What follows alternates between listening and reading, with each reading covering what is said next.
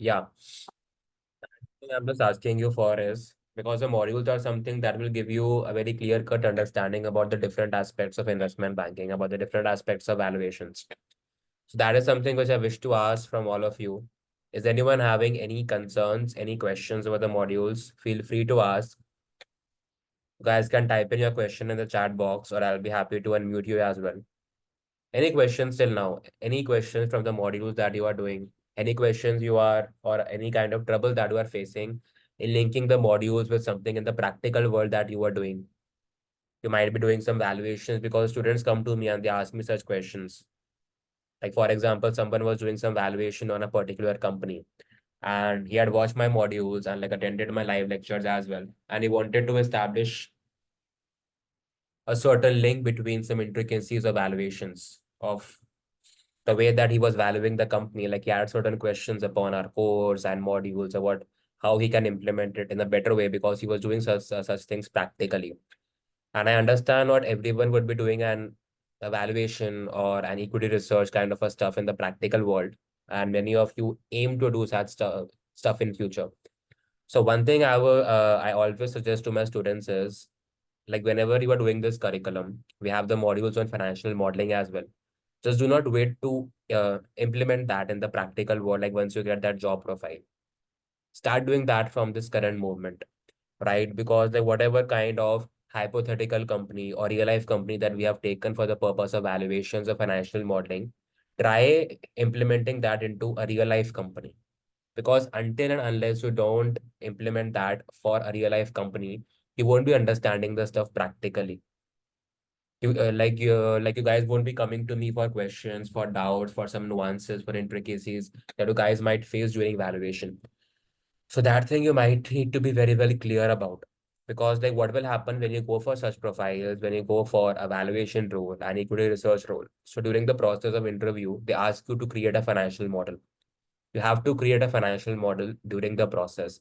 And that is the most important round. And on the basis of the creation of the financial modeling, they hire you or reject you. So that is the reason, just don't wait for the day a call will come to you or I will refer you for a company. Because when I would be taking your mock interviews as well, I would be asking you to prepare a financial model for a particular company or a company of your choice. And all the parameters that we have discussed in the modules, they need to be covered into that. Right? Because that is something which is quite acceptable in all the companies, the way that we are doing financial modeling or the different companies are doing financial modeling in the same way. If I talk about investment banks, there might be some nuances, like some here and there, like some XYZ stuff, and that we're gonna talk about as well in the upcoming sessions, like some of the most important things or some of the nuances that people face in valuing a company, right? Because whenever we are valuing a company, if you guys have gone through my modules, the most popular method that is used to value a company is the DCF method, the discounted cash flow method. You need to forecast the future cash flows and discount the cash flows by a discount rate and have the present value of the future cash flows and add those values to get your enterprise value. Correct? If I talk from the free cash flow perspective, all these things have been covered very deeply in great depth in the modules. So that is the stuff. But whenever we are valuing a company by using a DCF model, there can be certain kinds of nuances that you guys might face. There might be some problems in valuing cash. There might be some problems in valuing the non-operating assets. There might be some problems in valuing the cross holdings. I keep on posting such stuff on my LinkedIn. I'll be covering such stuff in the live sessions also. So certain kinds of nuances, such as the valuations of cross holdings, the valuations of cash, like whether to give a premium to cash or discount cash, right? Or certain kinds of discounts for liquidity or discount for illiquidity or lack of marketability. All these stuff we need to understand, right? So that is something a certain kind of nuances which people also tend to ignore in real life valuation because that is very time consuming. Because when you have created a DCF model, that might take you in the real life, it takes around 1 day complete to create a DCF model. Various courses, your practical studies might teach you a DCF of a hypothetical company or maybe a similar company per se in the market in just 1 hour or 2 hours. right? But whenever you are creating a financial model for the company, you need to be very well concerned about the macro parameters as well. And that we have tried to discuss in the modules also to give you a clear glimpse. Uh, in the real life, the person who is doing the valuation or preparing an equity research report, he talks with the management of that company. He talks with the employees of that company and tries to understand the future prospects of that company, which are not public yet, right? These numbers or parameters might come to public at a maybe at a significant point of time after 6 months, 5 months, 4 months. But the analyst or the researcher who's trying to prepare an equity research report or a financial model for that particular company has that access to that private information, which is not yet public and might become public after 5 months or 6 months. He takes that inputs, he talks to management, and then creates a financial model. So that is something, so certain kinds of nuances. He tries to listen to the management commentary. People come on management, they talk on CNBC, on Z Business, on NDTV Finance Channel, right? He tries to hear the commentaries of those people, tries to gauge the numbers, tries to incorporate those numbers into the financial modeling, right? Or the valuation numbers that is giving to the final client or to the management of his company where he works. Correct. So these parameters or guidelines or things are very important, and that we'll try to understand in a much deeper manner. So that is my stance for you, or that is a, I would say, I would insist you guys to create the financial model. Like once you reach toward that modules where I'm teaching about financial modeling, try practicing that financial modeling. I'll be sharing that template with you as well. Okay, like so that you can just copy paste the numbers into that template and that might save your time. But one thing that you guys have to understand, start practicing financial modeling if you want to enter into a core equity research role or a financial modeling valuation role. All these roles are interlinked. They just sound different, but they are doing like one and the same thing, right? So this thing you need to understand. Whereas apart from that, if you're going for an investment advisor, an investment specialist role, or a multi-asset specialist role, in that role, you might not have to create actual financial models or do the valuation for a company.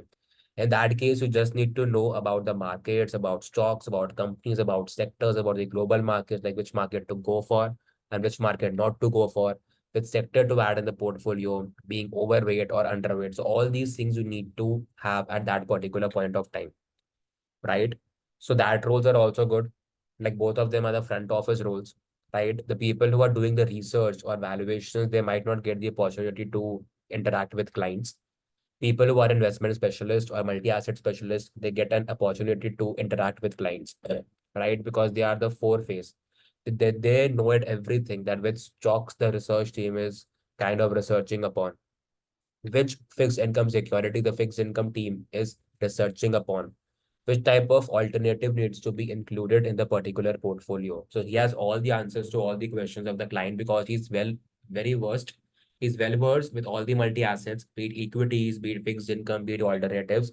And he knows that what position to be taken in the market at the right time, when to be overweight, when to be underweight, or when to be neutral, right? And what do I mean by overweight?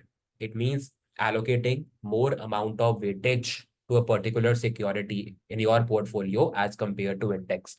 For example, if a company A has a weightage of 5% in Nifty 50, we might be allocating 10% weightage to that company in our portfolio, right? So that is an overweight by 5% because we believe the particular stock or company can do well, and the vice versa is the underweight.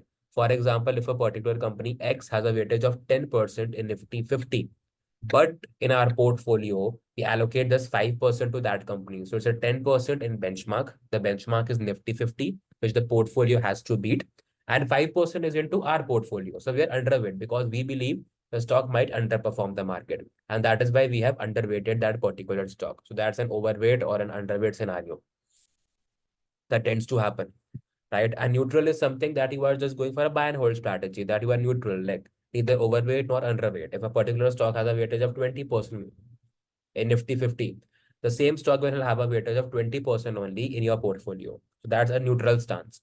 So all these scenarios, they tend to discuss with clients, with management, and they have multiple justifications that why they have purchased HDFC Bank, for example.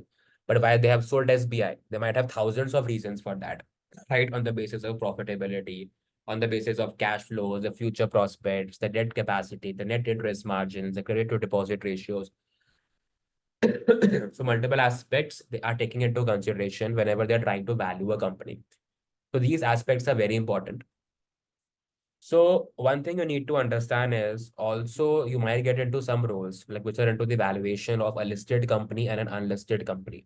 The valuation of an unlisted company is completely different from a listed company, right? You have different types of betas, so that we tend to take into consideration market beta, total beta, accounting beta, business beta. So these things we'll talk about.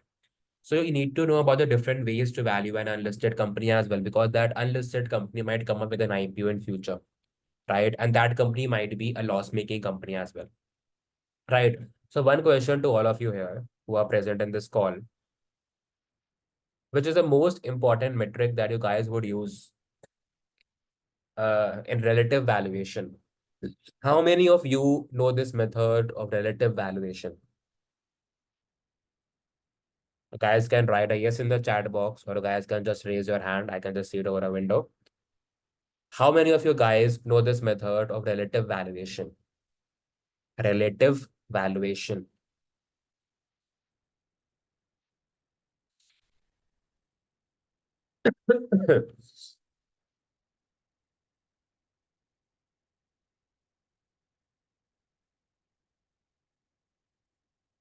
Everyone knows about discounted cash flow method. So like most of you like who don't know about this method of relative valuation, I will just insist you guys just start watching the modules. And if you guys have not reached towards the modules, the thing is like be patient. Okay, like all these things will come in your way.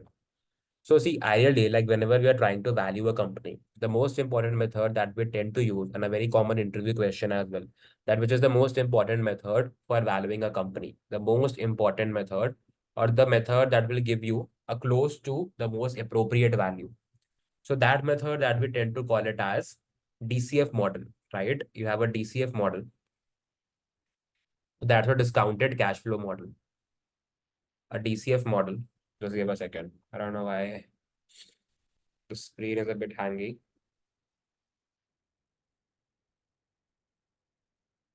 Okay, so this DCF model has been talked about clearly in the modules as well, and we have the practical implications as well when we are trying to prepare a financial model for the company. Okay, so discounted cash flow model, the most widely used model, so one of the most important models being used by the people to value a company, because whenever we are using this discounted cash flow model, the discounted cash flow model is giving you the most closest value or the intrinsic value, the most fundamental value of the company, right? Because it is taking into consideration all the future cash flows of the company and trying to discount those cash flows by using a discount rate, as the module also states. And why DCF is the most important method or the crucial method? Because it is taking into consideration the fundamentals of the company. The fundamentals of the company are be taking into consideration in the form of cash, because free cash flow is something which is the most important crucial indicator for the firm. Having to know about the free cash flow of the firm, and the free cash flow is nothing but see whatever is left with the firm after paying off all the capital expenditures, all the working capital investments, all the debt interest, uh excluding the interest on debt per se, but all the working capital expenditures, all the different kinds of expenditures like which the company has to pay. वो पे करने के बाद whatever is the final amount left with the company, that is a free cash flow to firm. We have talked about this in detail in the modules as well. But free cash flow to the firm is the final leftover cash after all the commitments and responsibilities by the corporate has been met off. Okay? So that is why in this position, in this state, we tend to get to know that after paying all of the liabilities, all of the capex, all of the working capital expenditures, how strong the company is. And that is why this discounted cash flow method, it tends to use the free cash flow to the firm. Because it's the final leftover cash after all the expenditures, adding back your depreciation and amortization expenses. But the final cash flow which is available to the firm, which the firm can use for anything, for paying off dividends, for further investments, but it's mostly the final cash which is left idle because the company has paid off all its commitments. And that shows how strong the company is, how strong the company is having the cash flows. Still, the company has the cash flows even after paying off its commitments. even after paying off its capital expenditures, its working capital needs, still the company has some free cash flows. And then we tend to discount these free cash flows by using a discount rate. And the discount rate is nothing but the cost of capital. So that is the risk in these cash flows or the risk in the market that the company might not meet the desired state that we want. So it takes into consideration for both cost of debt and cost of equity. So whenever you are discounting these cash flows, you are discounting these cash flows by a weighted average cost of capital or simply the cost of capital. So this FCFF for subsequent years, right? And the disclaimer is, I hope that you guys will watch the modules and you guys will be able to link much more what we are doing in here. Okay. So for example, we have the cash flows for 3 years. Okay, like we'll be like discounting this cash flows by using a discount rate. Okay. So a discount rate is nothing but the cost of capital. It takes into consideration both the cost of equity as well as the cost of debt, because ultimately that possesses a risk to the firm. And what is cost of debt? Your cost of debt is simply but the interest that you have to pay on the debt. Simple. For example, if you have taken a loan for 10 lakh rupees and the interest rate on that loan is 5%, 5% is your cost of debt because 5% is a liability you have to pay. And that is a risk to the firm as well, right? If the firm defaults, the firm might go down, right? The discounted the rate of discount for the firm might increase. The people might stop investing into that particular firm, right? Because the company has defaulted. Just bank se loan liya hoga, again, that bank can also suffer. All kinds of bankruptcy procedures will go on. That is why this cost of debt is very important. It is simply the interest rate to be paid on debt. And then you have the cost of capital. I've talked about how to calculate the cost of debt and cost of equity in my modules as well. Because cost of capital is something that is inclusive of the cost of debt and cost of equity. How to calculate that practically, I've talked about in my modules. So please watch that. Again, cost of equity is from the shareholder's point of view. Cost of debt was from the debt holder's point of view, how risky the company is, right? The more risky the company, higher would be the cost of debt. Because if the firm is not risky, the firm has a good credit quality or a good rating per se, even the bank will offer the company at a lower rate of interest, be it 4%, 5%, 6%, because corporate loans are generally offered at a lower rate of interest, depending upon the risk appetite for that company, right? So that company might get loan at a lower rate of interest. Whereas a companies whose credit quality is not so strong or the credit rating is not so strong or the company has huge debt, in that case, the same loan might be offered to that company for 8%, 10%, 12%. So ultimately that risk gets incorporated into this cost of debt. And this cost of debt, that is the interest payment of the debt, might be different for different companies, right? So depending upon the credit rating of that company, the credit quality of that company, how strong the company is, how much cash flows the company has, how much debt capacity the company has, prior debt kitna hai, prior loans timely pay kar rahe hain ya nahi. So multiple different parameters. And the same is for individuals as well. So for example, if a person goes to bank to avail a loan, same criteria would be checked for that bank, for that person per se, that how much loan the person has taken previously, did he pay the loan timely, were the interest payments paid timely. So all these things are checked for an person also, individual as well. So same things are being looked into for a corporate, that gets accounted into the cost of debt. And then you have this cost of equity. So cost of equity is a risk that the shareholders are taking to invest into the equity of that company, right? And that return the company has to pay to the shareholders, though they are not liable to pay that rate, or they are not liable to pay the return to the shareholders, because equity holders are the last resorts. Whenever the company goes on default, the first preference that is given is always to the debt holders, because they have to be paid a fixed interest payment. Whereas the shareholders, they do not have to be paid a fixed interest payment. They only gain through capital gains or dividend, right? So shareholders here are taking more risk, right? Because they have taken that risk to invest into that company over what? Over maybe going towards a fixed deposit, or maybe like investing into a risk-free rate asset. The risk-free rate asset, as we all know, are the secured government bonds or the government fixed income securities. Though they're also not secure, and that we have seen previously in 2023, when the US Fed increased the rate of interest by more than 550 basis points, and all these banks of Silicon Valley Bank and First Republic Bank collapsed. And these banks had those government securities only, right? But since the interest rates rose by more than 550 basis point in just 1 year, the market value of these securities eroded. Because as per the concept of duration, there is always a negative relationship between the yield and the price of the bond. When the yield rises, the price of the fixed income security falls. And when the yield falls, the price of the fixed income security rises. Correct? And the same thing happened last year. All these government securities, all secured, they have to be sold off to repay the money which people wanted from the banks because there was, of course, a bank run. And even those government securities were not paving the way to pay off the money to the people who had put their money as a safeguard in those banks because like there was a bank run and जब भी bank collapse होता है then like people go to bank and they want to withdraw their money from FDs and all, right? And where do the banks park the money of FDs? They park in these secure instruments, right? So the value of these government securities collapsed. Even after selling off these government securities, there was further pressure because like whenever you are selling off a security, an asset, the price further falls. They sold off these securities, the price further fell, and they were unable to pay the money to the deposit holders as well. And that is why the bank collapsed. And that is why even the government securities are not secure, not from the interest rate perspective, but from this concept of duration perspective. If these securities had been held till maturity, then people would have got back their money, the interest on fixed income securities as well. But since the Fed rose the interest rate and value of these securities fell, and the bank did not have money to even return to the deposit holders, there was a bank run.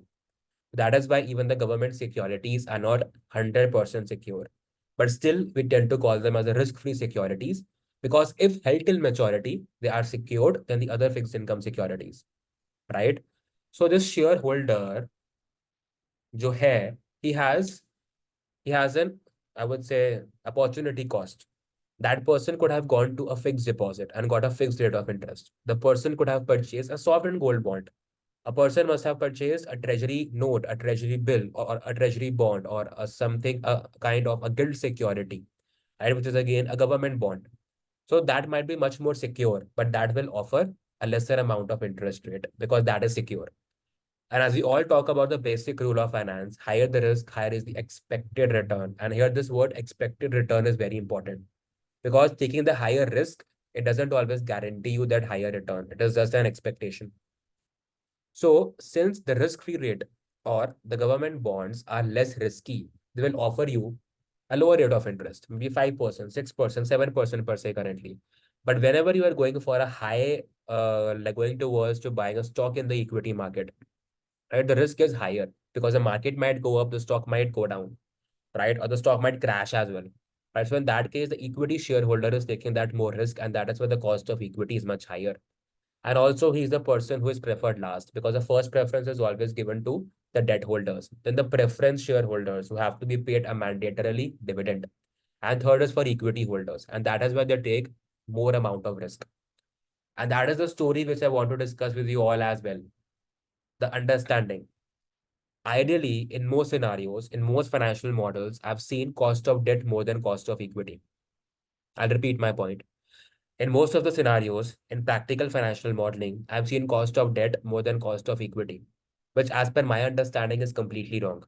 Why? Because cost of debt, the debt holders are bearing they're trying to bear that risk in the company. But the risk is not higher as compared to the equity shareholders. Because the debt holders, if the company goes to collapse, if the company goes to bankruptcy, still the debt holders would be the first preferred. The assets of the company would be sold off. The company would be sold off, and all the money would be given first to the debt holders. And even if some money is left, all those bankruptcy procedures are going on. Those IBC code and debt holders, they are settled with certain amount of money. But no one asks the equity holders because equity holders, they neither get that capital gain because the stock has completely collapsed and dividend to unko milta hi nahi hai. The preferred shareholders get dividend, and if something is left, then only the equity shareholders are paid. But if something is not left, the company can decide to do some expenditures like some expansions and diversifications after paying off the preferred shareholders with whatever money is being left after paying off the preferred shareholders. Right. So the equity shareholders are always at risk because they are at the end getting nothing. Vice versa, the company does well, they might get some capital appreciation and dividend. Right. But the equity shareholders are someone that are bearing the maximum amount of risk. So the people who are aware of this fact and want to get a closer number for the intrinsic valuation of a company, they tend to keep this cost of equity ka number higher than the cost of debt. Because cost of equity is bearing all that risk. The cost of debt is also bearing that risk. But if the company defaults, the cost of debt guys are satisfied, but the cost of equity guys get nothing, not even the capital appreciation and not even the dividend. And also the money that they have invested, be it 100 rupees for a stock or like 500 rupees for a stock, that goes on to be the zero. Okay. So always, I would suggest when you're trying to do things practically, think that way. Your friend or your peer might be taking the cost of debt higher than cost of equity, but you take cost of equity higher than cost of debt because you have justification for that. And that you can tell to your management, to your clients, and they will agree. And that is what the people have been doing who have been trying to understand these things practically rather than just reading a book or going for a particular course that says your cost of debt is more than cost of equity. Think practically. A book or a curriculum will teach you things theoretically, or it would be just a one-time teaching. But when you enter into the real life, the things might reverse. In the real life, people might take cost of equity higher than cost of debt. And then you might question, ki, no, no, no, the cost of debt should be higher than cost of equity. Nah, the real life might be different or is different, of course, right? As I told you, the financial modeling is not just about numbers. It's about taking the information from the management of the company, like meeting them personally, like talking with the employees of the company, going to the plant and trying to inquire about the manufacturing facility, the production facilities, the future expansion opportunities, hearing management commentary upon debt reduction, upon raising more capital. So all these things help you to create an ideal financial model. And that's what Mr. Ashwath Damodaram does. Does anyone know like who is Mr. Ashwath Damodaram? Anyone has any idea?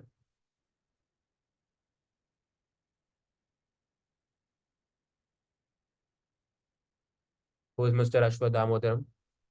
He's a guy who is a guru of financial modeling.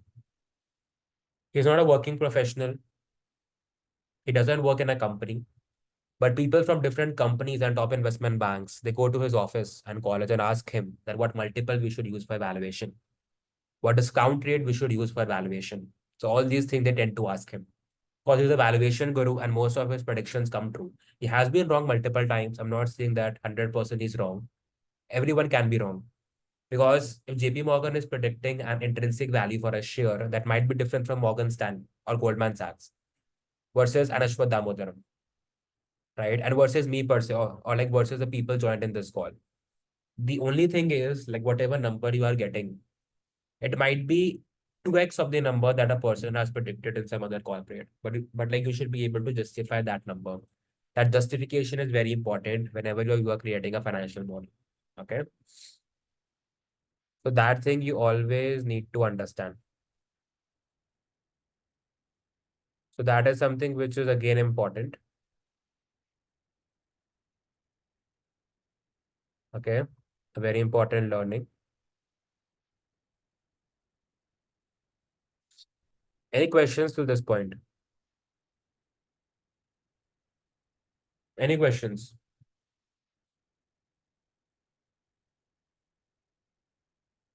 And that is why this DCF model is said to be the most intrinsic method for valuation because you are taking the actual cash flows of the company and discounting it by the cost of capital to get that intrinsic value. Because actual cash flows of the company tell you that whether the company is doing good or not. There might be multiple parameters that we have discussed in the modules also, but this is something that is very important. And then people tend to argue that why use DCF method when we have this method of relative valuation? They tend to argue because this method of relative valuation is very simple method. You need not use your brains for this. For discounted cash flow method, you need to use your brains. You need to project the future cash flows. You need to project the discount rate. You need to calculate cost of debt, cost of equity, and then try to plug in that number, the cost of capital, right? And then calculate the value of the company and take into consideration the various aspects of cash, cross holdings, minority interest, like very calculated method.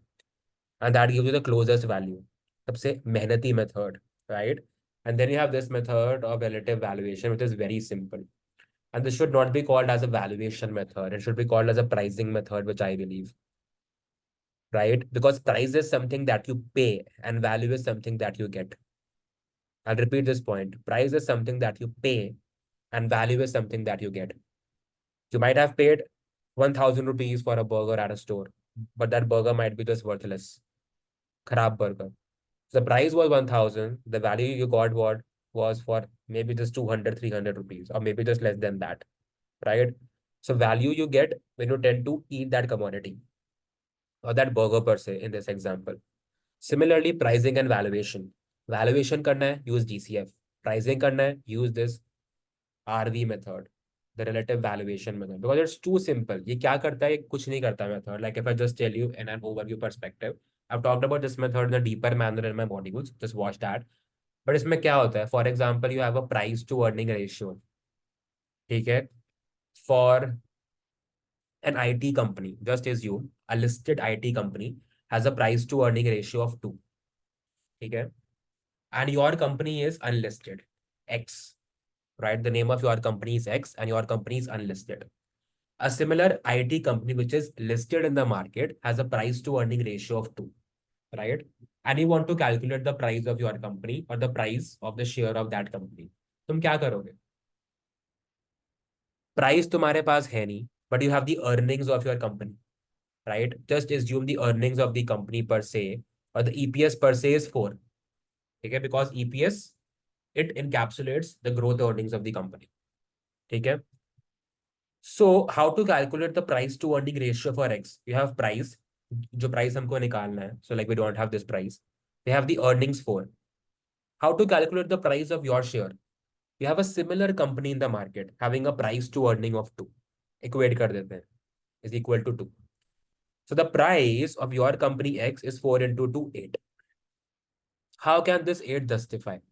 It's pricing and not valuation. The company that is listed in the market might have different cash flows and profitabilities. The return on capital employed metrics, ROCE, ROE might be different. The management perspective might be different. Whereas this company that is X, it might have some different perspectives. Cash flow might be different. The ROE might be different. The liquidity stance of the company might be different. And the problem comes when this X company has no profits. The company is into losses. Then you can't even use price to earning multiple. In that case, people tend to use price to sales. इस listed company का वो price to sales निकाल लेंगे. And the same method, they will calculate the sales of this company and just multiply to calculate price. Price to sales is not a good metric to value an IT company. Price to earning is the best metric, ideally. But since you have to assign a multiple to your company, X company, which is unlisted, you want a price for that company. We are going well beyond all the means and using these incorrect multiples of price to sales also. I'm not saying price to sales is completely incorrect, but price to earnings is more appropriate. But you might find these multiples of price to sales, price to earnings being used tremendously on like money control, right? For a particular IT company. Similarly, for banks, people tend to say a price to earning is best for bank, and then we're trying to value price to earning for bank. The price to earning is historically, I mean to say down or low for banks. Give me a second. So sorry. Thanks for bearing with my bad throat today. Yeah. So the price to earnings for banks and all that stuff. Okay. But price to earnings is not a good metric for bank. The person who has the knowledge for banks, has the knowledge for valuation, will not pay attention to the price to earning numbers, will pay attention to the price to book value number. Why? Price to book value is something that takes into consideration the book value of the assets, and the assets of the bank are the loans. You have to value a bank on the basis of the assets of the bank, the loans of the bank, because bank earns by taking loans and making loans, and a spread is there in between, right? The rate at which the bank gives you loan minus the rate at which the bank takes loan, and that's a spread. And earnings of all the banks are based upon the book value of these assets, and assets are nothing but the book value of these loans. And the value or the book value of these loans, they have to be adjusted for the provision for losses. There might be some NPAs, and some provisions might be set aside for that book value. So that provision have to be subtracted from that book value of the assets. And that is not being considered in case of price to earnings. It's just giving you the EPS of the banks, and you are just using that EPS and calculating the price to earning. That's it. But The main core from which the earnings are getting derived, the intrinsic or the fundamental value that I'm stressing upon from DCF model, that is being derived from the book value of the banks because the earnings come from the loans of the banks. The loans are the raw material. Debt is the raw material for banks. And that is why we tend to use the price to book value. So people come to me and they say the bank has a price to earning ratio of 2x or a price to earning ratio of 4x. I just ignore their commentary. I just say that your first stance is also wrong, that you're talking about price to earning and banks talk about price to book value. Right? So these things I've talked in the modules as well. So these things you need to understand very carefully that whenever you're using a DCF model, you are valuing a company. But whenever you are using a relative valuation method, you are pricing a company. So it's your stance, like whether you want to save time and come out with some inaccurate kind of results by using a relative valuation method, or you want to spend excessive time, exhaust yourself, and come out with a value that is the most appropriate and that might help you to grow in life, right? Or in this career. That is something you need to be very, very clear about. Any questions? That was something which I wanted to discuss with you today.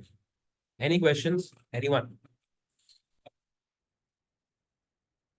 I'm expecting good questions. If you guys have really paid attention.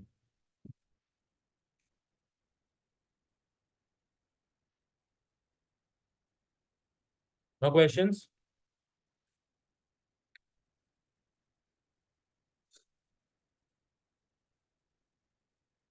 So the thing which I also